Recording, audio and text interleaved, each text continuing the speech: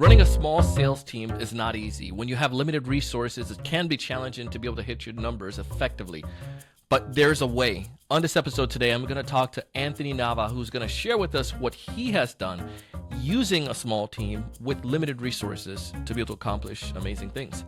Check it out.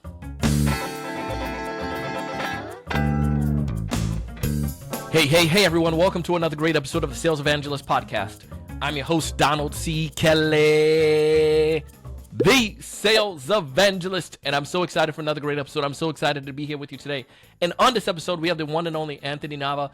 Anthony runs this, let me tell you exactly what he does. Well, he works with Crunchbase, and he's a senior sales development manager and overseeing a team of business development reps and SDRs. The challenge that Anthony saw is that, like many of us, we see that there are small sales teams at times where people are not necessarily expanding as much these days, and they want to make sure that the teams that they have are being effective, but with the numbers are still being high. How do you go about doing so? Limited resources. Well, Anthony's going to share what exactly he did and how this was able to help. And one of the concept, I ain't going to tell you about the concept. It was really interesting. If this is your first time listening to the podcast, please subscribe, and especially on YouTube, subscribe. Would love to have you to be notified whenever we have more amazing episodes like this. Appreciate you. As always, take notes. Apply these things, because they're not just going to be in your head by osmosis and just you're going to be there, you're going to remember them, and they're going to apply them. You got to make sure you put a plan in place. And I love the things that Anthony shares. So let's dive in, get a chance to learn a little bit more about Anthony and how he's helped Crunchbase with their SDR team. Check it out. Anthony, welcome to the show, man. Oh, so happy to be here, Donald. Thank you so much. Oh, we're just crunching, man. Excited to be here. By the way, I spoke to your team the other day, and big shout out to Matt helping us organize this. I told him that my wife may or may not have stolen my shirt, so he's gonna get me some new Crunchbase swag. So, oh man, even this weekend. Watch the views go up, man. I'm not gonna lie; those are probably one of the comfiest shirts I probably own. Is the Crunchbase one. So you look forward to that box, man. Yeah, it's a good, comfortable shirt, and a lot of sometimes you get shirt where they may be restrictive or they feel like a box, but the material is just really good and just like comfortable. So here I am wearing this around, like I use it to like around the house, and I use it going out. I use it to work out, and just like a very nice, comfortable shirt. And then all of a sudden, bro, the other day did laundry, and then my wife was wearing my shirt, and I'm like, wait, what's going on? And then she came back and she was like, the other day she was like, where is my shirt? And I'm like, no, it was mine. So yeah, Matt's gonna solve that problem in our household so we can have multiple shirts. Yeah, hey, nothing wrong with there's no such thing as too many Crunchbase shirts, that's for sure. Well, speaking about that, I bragged about you and your role at the organization. You help lead some of the sales efforts with the team there, right on that? Yeah.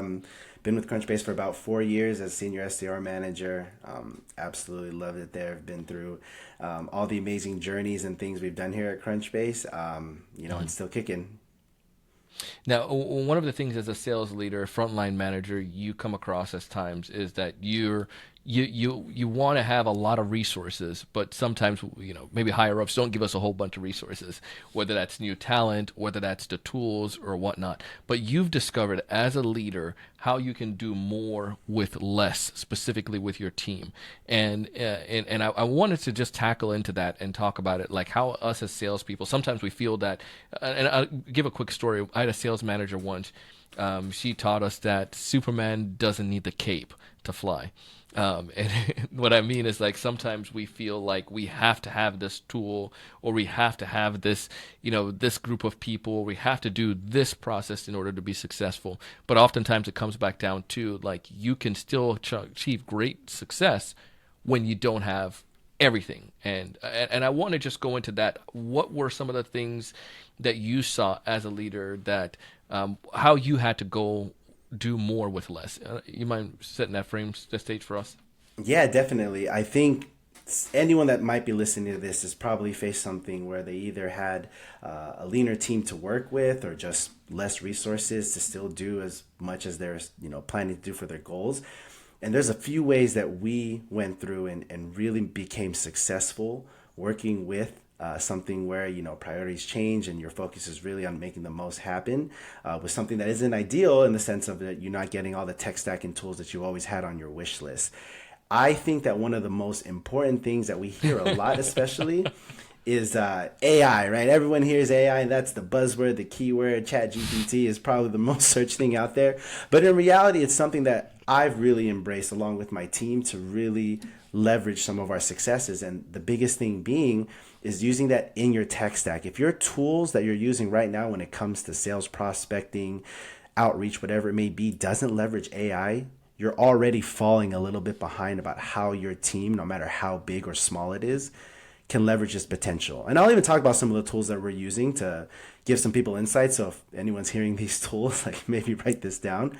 But some of the cool things that we're using is there's a call listening tool called Attention. And the great thing about that tool is it leverages AI to help your team not only coach and listen to the call and summarize things they did well and what they did better, but it actually takes the notes, puts it into Salesforce for you, takes care of all the busy work from there. I mean, if your team's already getting healthy, detailed notes and at the same time leveraging something where they don't have to go back to it and it's helping you avoid listening to 15, 30-minute conversations and doing that for you in a skim, it's a beautiful thing to see. And I think one of the other fortunate things that I'm able to be working for is with Crunchbase.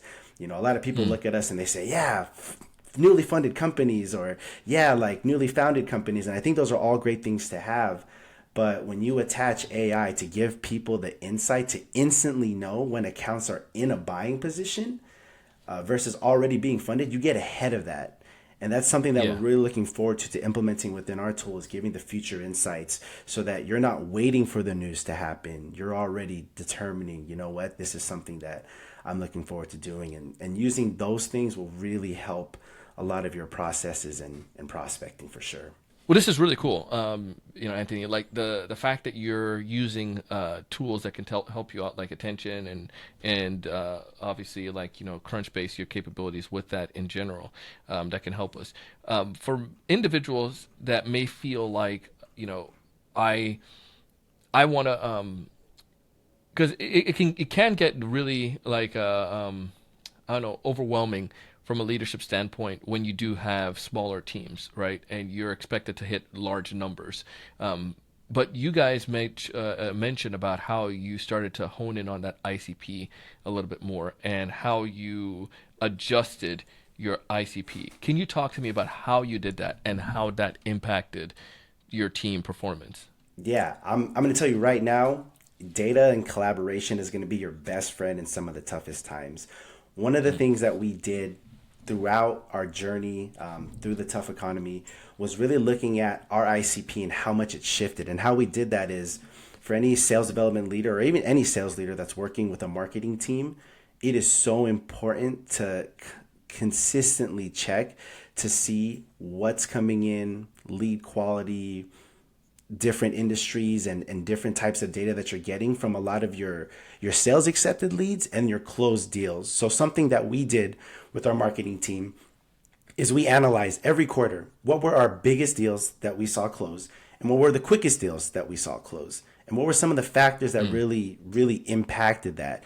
And the two of the biggest things that we saw was that one, almost I'd say like 80% of our deals that closed involved some sort of finance person in the conversation early on. And that for us impacted our whole strategy where we're really trying to ensure that if it's not the SDR, asking them to be looped onto the first initial demo when it comes to the call, it's the AEs making sure that they're asking their champions or their point of contacts to include finance, include procurement, and making sure that they're involved in those deals to make sure that these are viable and that they're actually closing because they have pretty much the final say when it comes down to it.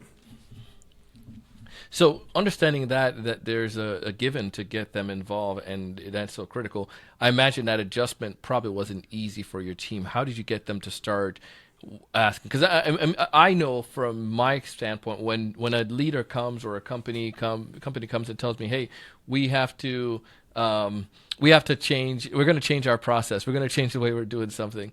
All of a sudden, you put up these red flags, like it's not going to work. It's not going to have an impact on us. How did you get your team to embrace the change, so to speak?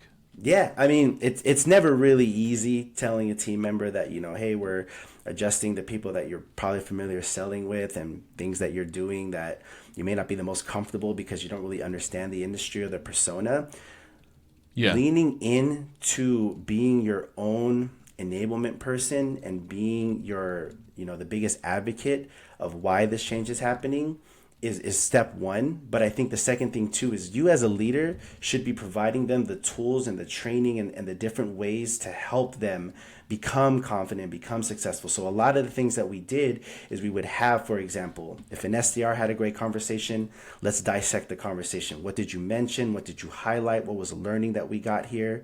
And we created templates for messaging so that every SDR after that realized, okay, I'm going to use this email template for my first touch or when we get an objection because it worked previously. We would have the AEs break down on our sales meetings. Here's some of the things that we saw that caused the deal to win and what we learned about this persona or this contact or whatever it may be. And you compile that into its own little like playbook of the things that work. And when you give them a central location of wins, people that can actually tell the stories, and then you as a leader help packaging that into actionable things such as templates, sequences, battle cards for ICP. That's what helps them become more confident and less pushing away from it. Because I noticed a lot of SDRs that gave a lot of the pushback were generally ones that just didn't feel as confident or familiar with who it was we're selling to. And once you give them the ammunition and the tools, you see the buy-in come in. And you couple that with just letting them know that the successes are going to come, even though it's going to be a little bit different and unfamiliar that they're used to, the wins start coming in.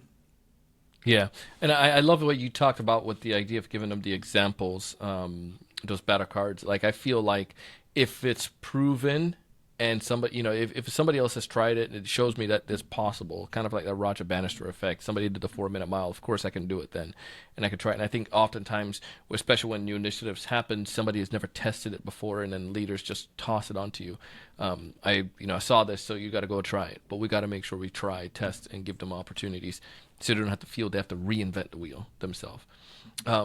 Well, let's talk about internal discussions that you guys had, because I imagine with a lean team, there's other things that there's morale issues, right? When they feel like we have a lot of work to do and we're a small part of the organization, like marketing and the higher ups are asking us to do all of this, but we're a small squad, and they won't give us any more budgets to hire more people. But how do you get your team all on the same page? To what kind of internal discussions do you have or should have when you have a small team?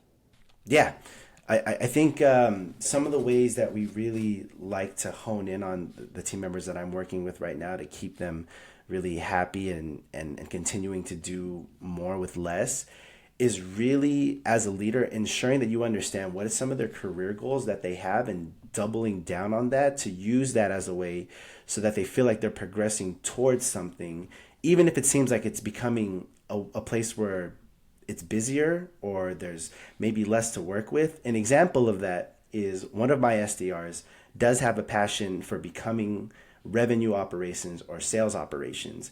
And rather than making it seem like it's something where the team itself is losing resources, I've actually partnered with our revenue operations team and connected them with this specific SDR and help them learn how to generate reports, analyze trends, figuring out some of the things and accounts that we can work with that are successful based off of, lead qualification or just outbounding. And from that, she's been able to generate accounts and lists for us.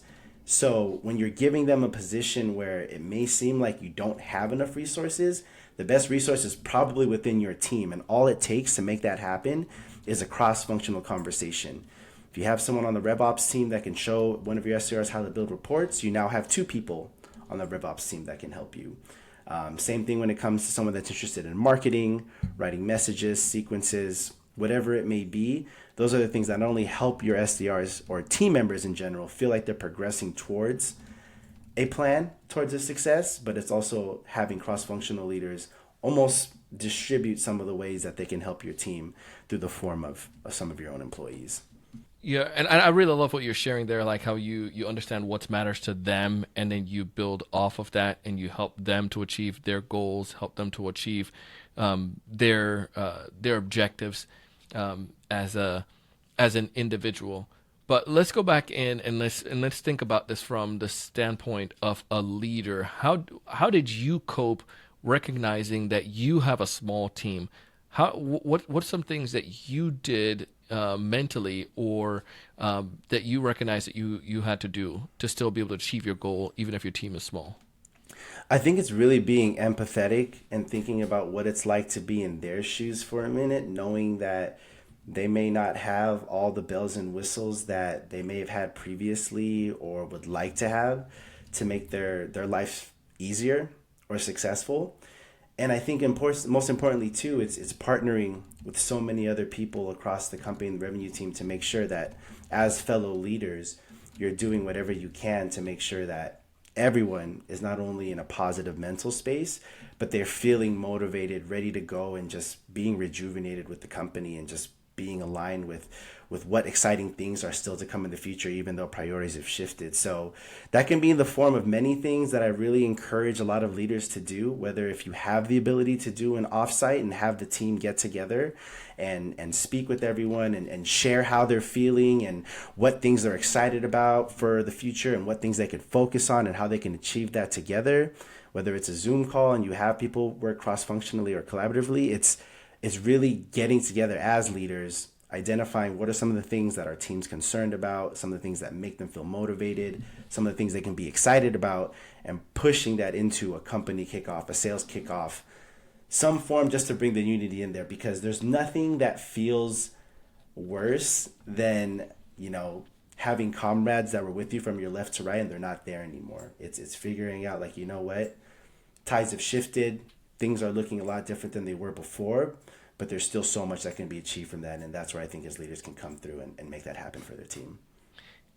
Any other closing advice you would give to a team that maybe, whether it's they historically are small, whether they had reduction in headcount, or for whatever other reasons their team has become smaller? What kind of advice would you give to them, to actionable things that they can do to wrap up? I would say that the two things that I really have leaders focus on with the lean team is that there are ways that your current tech stack can help you out. And if not, make sure that you're finding something. There's something out there that is leveraging AI or doing something that will help your team accomplish a lot with a little. And if you're not evaluating and checking things out, please do that, because you'll be surprised to see some of the cool things that are out there. And secondly, a lot of the answers and a lot of the beauty of like how you can be successful are within your team. Push your team to do things that they're not used to, such as partnering with departments they don't usually speak to. Ask them the strategies, have them share their wins, and you're going to get so much more from that than trying to, Google everything about how people are trying to succeed in this. A lot of those answers are within your own team, so push them to collaborate, find answers and wins that you can from them, and you as a leader create the strategy, hand it to the team, and watch all the successes they can do within that. Amazing. Love this stuff. This is great. And then one more minute, we'll because I'm going to do something unique with this episode. Talk about tactically how is it attention.ai? Yes, or attention.tech, I think, is their website, but yeah. Yeah. Go back into that tactically, and I'll move this stuff around. But tactically, how you're using attention. You mentioned some things that you're doing with it, but can you go back in detail about how you're using that, how the AI tool is helping you? Yeah. So some of the most important things when it comes to sales development is ensuring that your qualification calls are not only vetting the right people, but you're actually getting those notes into the AEs. And as a leader, you're coaching them after. So one of the cool things that tool does is it's condensing the notes into specific parts, such as BANT, to figure out like what authority, need, budget, all was assessed. And it takes those notes and not only puts them into Salesforce, but as a coaching tool, it lets you know, did the rep properly ask about the decision-making process? And it gives a score. And did they go through a thorough timeline and understand how urgent this was and gives a score? So from that, as a leader, you're not only getting the ability to see what your reps are doing, but it's saving you so much time than having listened to the calls, and it creates actionable things for your reps to focus on. So a really valuable tool for not only having efficiency for qualification, but also as a coaching tool. We'll wrap up now. That if folks want to get in touch with you, Anthony, to learn a little bit more about you, what's the best way for them to go about doing so? Yeah, well, I mean, like I said, I work not only in tech, but I also do some events too. So you can find me at LinkedIn at Anthony Nava. And if you want to talk pipeline and then have me DJ your company happy hour right after, it's Anthony Midas, Midas. So looking forward to doing both, honestly. Well, love it. Anthony, thank you for taking the time to come on the show today, man. Appreciate you. Yeah, thank you, man. And hopefully see you at a show in Florida sometime soon. Hey, there you go. Hey, that was my boy Anthony, and as you heard there, he definitely does. He likes to party as well, so does some fine DJing. You can check him out and find all of his information in the show notes down below. And check out Crunchbase, see how they can help you out. I enjoy using it. It's a great tool to be able to help me to be able to be more refined and to get to the right people, right organizations that are in our wheelhouse. And as always, maybe you want to benefit from this, or you could benefit from this. We have the Sales Mastermind that's starting up. And the way that our Sales Mastermind is designed is to help sales professionals just like you and me to be able to get help and guidance from a small group of people. We don't have hundreds of people in these groups. They're going to be about 12 individuals, sales professionals who are looking to get their sales game to the next level, and we would love to have you join us. Find more information down below or go to thesalesevangelist.com/mastermind. Can't wait to have you.